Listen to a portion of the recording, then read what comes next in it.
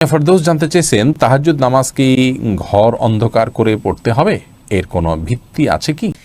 সোনিয়া আক্তার জানতে চেয়েছেন, মহিলাদের সিজদা দেওয়ার নিয়মটা বলুন, আর সিজদা দেওয়ার সময় পেট উরুর সাথে লেগে থাকলে কি নামাজ হবে কিনা।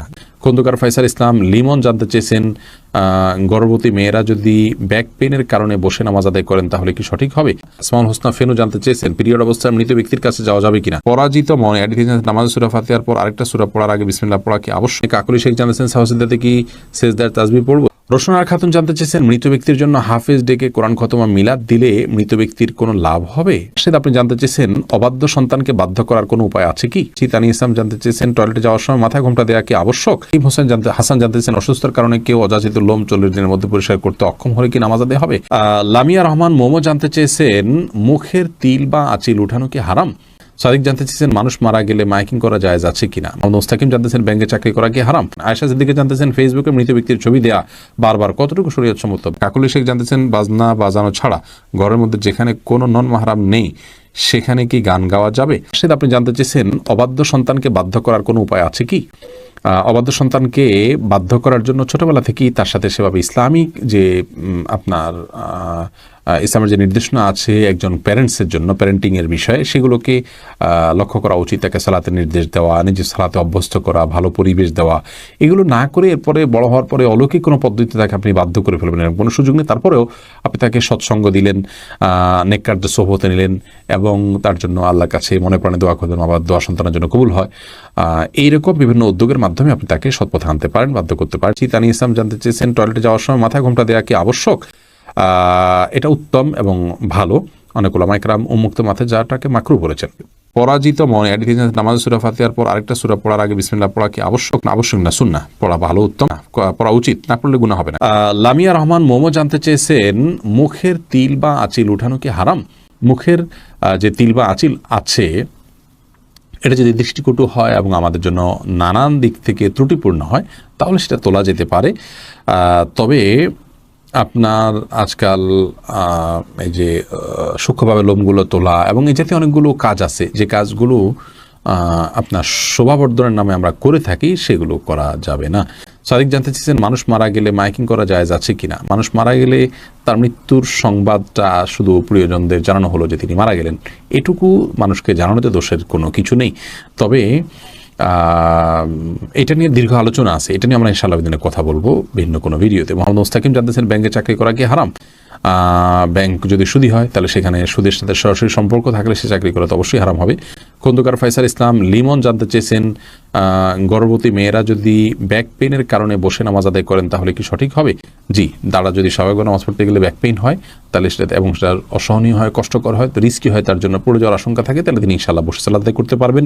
যদি দাঁড়াতে পারেন তাহলে দাঁড়ানোর অংশটুকু দাঁড়ায় সালাত আদায় করবেন। এরপর রুকু সিজদা করাটা তার জন্য কষ্টকর হলে পরে বাকি অংশটা চেয়ারে বসে সালাত আদায় করবেন। আর যদি এটুকুও কষ্টকর হয় তাহলে পুরোটুকুই বসে সালাত আদায় করতে পারেন। আয়েশা সিদ্দিকা জানতেছেন, ফেসবুকে মৃত ব্যক্তির ছবি দেয়া বারবার কতটুকু শরীয়ত সম্মত। বিনা প্রয়োজনে এটা না করাই উচিত, তবে এটাকে হারাম আমরা বলতে পারবো না সরাসরি। হাসান জানতেছেন, অসুস্থতার কারণে কেউ অযাচিত লোম 40 দিনের মধ্যে পরিষ্কার করতে অক্ষম হলে কি নামাজ আদায় হবে। অসুস্থতার কারণে বা কোনো ওজোর কারণে যদি হয়ে থাকে আদায় হয়ে যাবে ইনশাআল্লাহ বিইذনিল্লাহ। আসমাউল হোসনা ফেনু জানতে চেয়েছেন, পিরিয়ড অবস্থায় মৃত ব্যক্তির কাছে যাওয়া যাবে কিনা।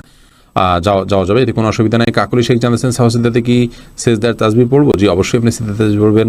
রোশনার খাতুন জানতে চেয়েছেন, মৃত ব্যক্তির জন্য হাফেজ ডেকে কোরআন খতমা মিলাদ দিলে মৃত ব্যক্তির কোনো লাভ হবে।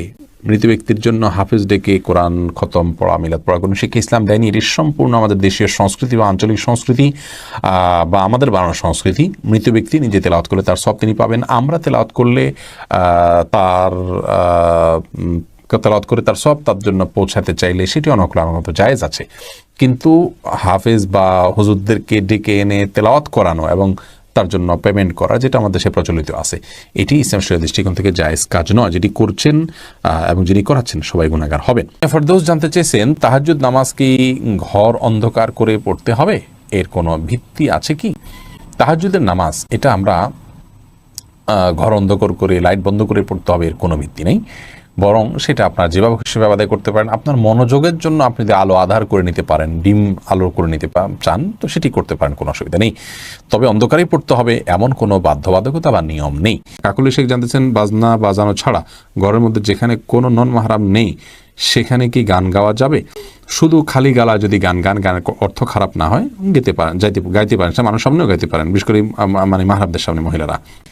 সোনিয়া আক্তার জানতে চেয়েছেন মহিলাদের সিজদা দেওয়ার নিয়মটা বলুন, আর সিজদা দেওয়ার সময় পেট উরুর সাথে লেগে থাকলে কি নামাজ হবে কিনা? জি, নামাজ হবে না। নারী পুরুষের সালাত নিয়ে যে মত পার্থক্য আছে এটাকে আমরা অনেক বড় করে দেখি। বিষয়টা এরকম বড় কিছু না। আপনার এখানে যারাই ইখতিলাফ করে থাকেন, জাস্ট এখানে পদ্ধতির উত্তম অনুত্তমের বিষয়টা, নামাজ হওয়া না হওয়ার কোনো ইখতিলাফ এখানে নেই। দাসীর সাথে সহবাস জায়েজ হলে টাকা দিয়ে পতিতালয়ে গেলে কি গুনাহ হবে? কারণ তখন তো সাময়িক সময়ের জন্য দাসী কেনা হয়।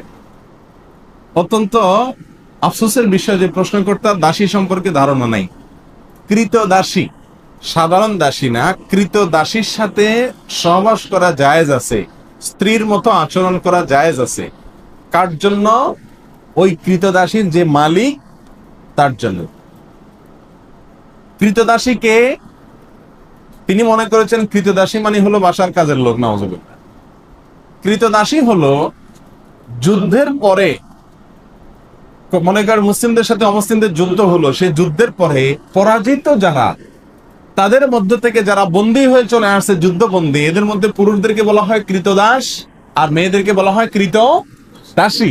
তাহলে যুদ্ধবন্দী হিসাবে গ্রেপ্তার হয়ে কোন একটা পক্ষের হাতে না আসলে তাকে কৃতদাসী বলা।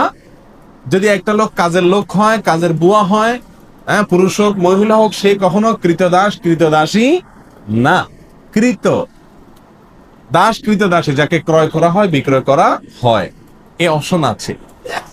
এখন কৃতদাসী যদি যুদ্ধবন্দী হিসাবে আসে, যে ব্যক্তির মালিকানায় আসবে, অর্থাৎ যোদ্ধাদের মধ্যে যে বন্টন করা হবে যুদ্ধলব্ধ সম্পত্তিতে, যার ভাগে পড়বে সে তার মালিক।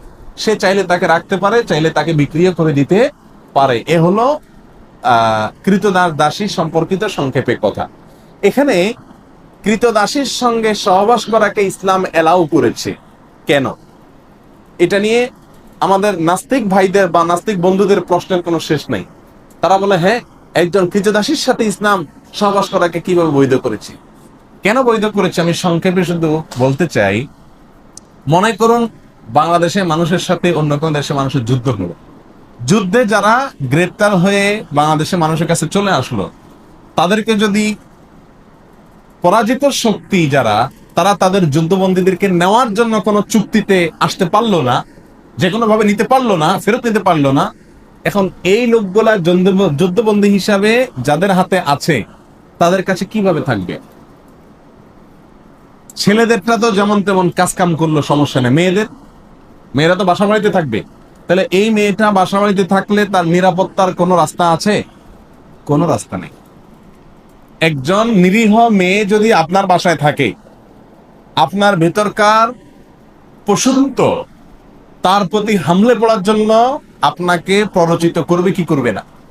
এটা হলো ন্যাচারাল বিষয়, এটাকে অস্বীকার করার কোনো সুযোগ নেই, এটা বাস্তবতা। এই জন্য ইসলাম বিধান রেখেছে যে ওই ব্যক্তি যিনি সেই কৃতদাসীটাকে পাবেন, তার ভাগে বন্টন করা হবে, তাকে দেওয়া হবে রাষ্ট্রপ্রধানের পক্ষ থেকে, সেই ব্যক্তির স্ত্রীর মতো হয়ে যাবে। এই কৃতদাসী তার জন্য কি হয়ে যাবে?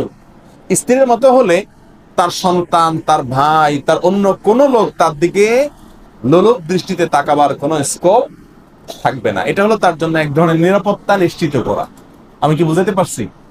এই লোকটা যদি তাকে বিক্রি করে দেয়, কেমন যেন একজন মেয়েকে তালাক দিয়ে আরেক জায়গায় বিয়ে দেওয়ার মতো। তখন যিনি কিনলেন ওই ব্যক্তি তার জন্য ওই প্রথম ব্যক্তির মতো স্বামীর জায়গায় থাকবে। শুধু তাই নয়, ইসলামী শরিয়ার বিধান হলো এই মহিলা থেকে যদি কোনো বাচ্চা হয় ওই ব্যক্তির, তাহলে সেই বাচ্চা হওয়ার সঙ্গে সঙ্গে এই মহিলা চিরকালের জন্য সাধারণ কৃতদাসীর নাম থেকে বের হয়ে যাবে। অর্থাৎ এই মহিলাকে আর সে চাইলে আপনার কি করতে পারবে না, বিক্রি করতে পারবে না। তাহলে কৃতদাসী এক জিনিস আর কাজের বুয়া আরেক জিনিস। আপনি কৃতদাসীর সাথে সহবাস করা যায় সেজন্য পতিতালয়ে যাওয়াকে জায়েজ বলবেন, এটা মূর্খতা ছাড়ার কিছু না। আল্লাহ তাআলা